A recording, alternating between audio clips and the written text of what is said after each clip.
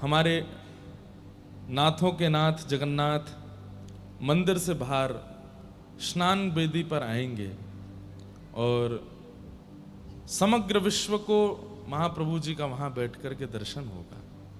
आप सब लोग अपना बहुत ध्यान रखिएगा। कल सुबह तो पहले यहाँ प्यारे गिरधर लाल जी का स्नान होगा लगभग 9 बजे से, और लाल जी का अभिषेक करने के बाद फिर लाल जी का श्रृंगार और आरती होगी। तत्पश्चात हम सब लोग अपनी अपनी व्यवस्थाओं से जगन्नाथ जी का दर्शन करने जाएंगे। जल अपने पास रखिएगा, छतरी रखिएगा। भगवान करे कि कल धूप ज्यादा ना पड़े। हो सकता है कि स्नान पूर्णिमा है तो देवता ही आकाश से महाप्रभु जी को स्नान करा दें। तो जैसा भी परिस्थिति बने, आप सब लोग बड़े आनंद के साथ कल का दर्शन जरूर कीजिए। मैं तो जो लोग जगन्नाथपुरी आकर के आज कल में प्रस्थान कर रहे हैं उन सबको भी कह रहा हूं कि 29 तक तो रुको, महाप्रभु जी का दर्शन करके जाओ, उनके स्नान भाव का दर्शन करके जाओ। ये दर्शन साल में एक ही बार होता है। तो कल स्नान पूर्णिमा का दर्शन हम लोग करेंगे बड़े भाव से, और तत्पश्चात केवल प्रसाद पाके फिर संध्या में कल ठाकुर जी का गज भेष होता है। कल के दिन ठाकुर जी गजेंद्र रूप धारण करते हैं। गज भेष साल में एक ही बार होता है। और फिर कल संध्या में दर्शन देने के बाद फिर महाप्रभु जी 14-15 दिनों के लिए अनौसर में चले जाएंगे। फिर महाप्रभु जी का दर्शन नहीं होगा। 30 तारीख को जगन्नाथ भगवान के मंदिर में आपको पट चित्र का दर्शन होगा, महाप्रभु जी का नहीं होगा। अब सीधे दर्शन फिर 14 जुलाई को, 13 या 14 जुलाई को महाप्रभु जी का दर्शन होगा। तो स्नान पूर्णिमा होने वाली है। मैं कल बताना चाहता था, जगन्नाथपुरी में वो स्नान उत्सव इसलिए होता है क्योंकि महाप्रभु जगन्नाथ जी कल के दिन ही इंद्रद्युम्न राजा को प्राप्त हुए, स्नान पूर्णिमा के दिन। लेकिन वृंदावन में स्नान पूर्णिमा के दिन हमारे बालकृष्ण प्रभु का स्नान क्यों होता है, इसके पीछे एक बड़ी सुंदर कथा है। और कथा ऐसी है, नख पे धार लियो गिरिराज नाम गिरधारी पायो है। जब ठाकुर जी ने गिरिराज जी धारण किए और 7 दिन 7 रात्रि तक गिरिराज जी धारण करके रखे, 7 दिन बाद जब ठाकुर जी ने पुनः गिरिराज जी को व्यवस्थित किया तो सब ब्रजवासी लाला को गोद में लेकर के कंधा पे बिठा करके नृत्य करने लगे, आनंदित हो गए। और सबने नंद बाबा से प्रार्थना करी, बोले बाबा अब तुम लाला को राज तिलक कर दो या को ब्रज को राजा बनाए दो, ब्रजमंडल को राजा बनाओ। तो कहते हैं ध्यान से सुनना, तो सांडिल्य मुनि बुलाए, गर्गाचार्य जी बुलाए, बोले लाला की राज तिलक की तिथि निकालो। तो बोले पूर्णिमा, कोई पूर्णिमा की तिथि सुंदर थी, बोले इस पे लाला का राज तिलक करो। लेकिन कहते हैं कि गिरिराज उत्सव के बाद भगवान इतने व्यस्त हो गए, क्यों, सब गोपियों ने न्योता दे दिया, बोले लाला एक दिन मेरे घर पधरामनी पे आनो है, अगले दिन वाक्या मधुमंगल ने सबरी लिस्ट बना रखी है, श्रीदामा सब गोपीन से दक्षिणा फिक्स कर रहो है, लाला आवेगो तो कैसे षोडश उपचार करनो है, खातिर कर ले नई गुजरिया रसिया आयो तेरे द्वार। तो गिरिराज उत्सव के बाद लगभग सब ब्रजवासियों के घर में ठाकुर जी प्रसाद पावे जा रहे हैं एक एक दिन। जैसे हमारे गांव का, नगर का कोई विशिष्टतम व्यक्ति बहुत बड़ा विजयी होकर के लौटे तो सब घर के लोग उसको बुलाते कि हमारे घर आओ, हमारे घर आओ। तो ऐसे ही ठाकुर जी की भी सब जगह पूछ हो रही है, सब जगह ठाकुर जी जा रहे हैं, आनंदित हो रहे हैं। तो अनेक पूर्णिमाएं निकलने के बाद जब ज्येष्ठ पूर्णिमा आई तब निश्चित हुआ कि याद ना लाला को ज्येष्ठाभिषेक होएगो। प्रणाम प्रभु। श्री जगन्नाथ महाप्रभु की। हमारे महाप्रभु जगन्नाथ जी की जो नित्य ध्वजा की सेवा होती है हमारे भाई ना करते हैं। नरसिम्हा जी आज आए हैं, आपको बहुत बहुत वंदन। आप लोगों ने दर्शन तो किए ही होंगे ना।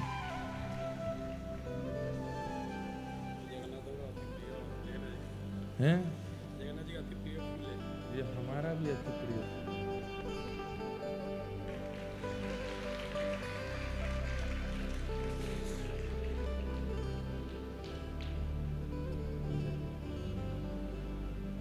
महाप्रभु जगन्नाथ जी की रोज संध्या में 4-5 बजे जब ध्वजा परिवर्तित होती है, हमारे नरसिम्हा भाई उल्टे चढ़ते हैं मंदिर के ऊपर। आपका पूरे परिवार और सबका ये महाप्रभु जी की ये सेवा प्राप्त है। और उल्टे ऐसे ऐसे चढ़ते हैं मंदिर के ऊपर जाकर के, फिर वहां ध्वजारोहण करते हैं, ठाकुर जी की ध्वजा परिवर्तन करते हैं। ऐसे हमारे भाई ना आए हैं। सब हमारे ऊपर एक बड़ी कृपा है कि हमारे मित्र संसारी नहीं है, हमारे मित्र सारे मंदिरों के धाम के ही लोग सारे मित्र हैं। और इनसे मित्रता करने में कितना फायदा, कितनी बढ़िया बढ़िया बातें पता चलती हैं। ठाकुर जी का नित्य प्रसाद प्राप्त होता है, ठाकुर जी का दर्शन मिल जाता है। तो ऐसे सब हमारे सब सखा वृंद हैं, मित्र वृंद हैं। तो आज आप पधारे, बहुत बहुत स्वागत। ध्यान से सुनो सबरे। तो गिरिराज उत्सव के बाद लाल जी की राज तिलक करवे की योजना बनी, लेकिन ठाकुर जी इतने व्यस्त हो गए हैं।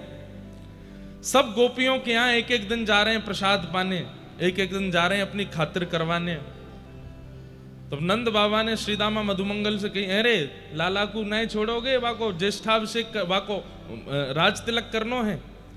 तब सब ब्रजवासी बोले, बाबा अब लाला जेठ तक तो बहुत व्यस्त है, सबरी गोपीन के यहाँ को प्रसाद है, जेठ में आप कर लियो। तो ज्येष्ठ में अति गर्मी भी होती है, ग्रीष्म ऋतु भी रहती है। तब ठाकुर जी ने नंद बाबा ने मन में विचार किया कि ठीक है, ज्येष्ठ की पूर्णिमा को लाला को राज तिलक करेंगे। तो कल के दिन ठाकुर जी हमारे वृंदावन चंद्र श्री राधा रमन लाल, श्री बालकृष्ण प्रभु, मदन मोहन जी, कल इनका राज तिलक हुआ।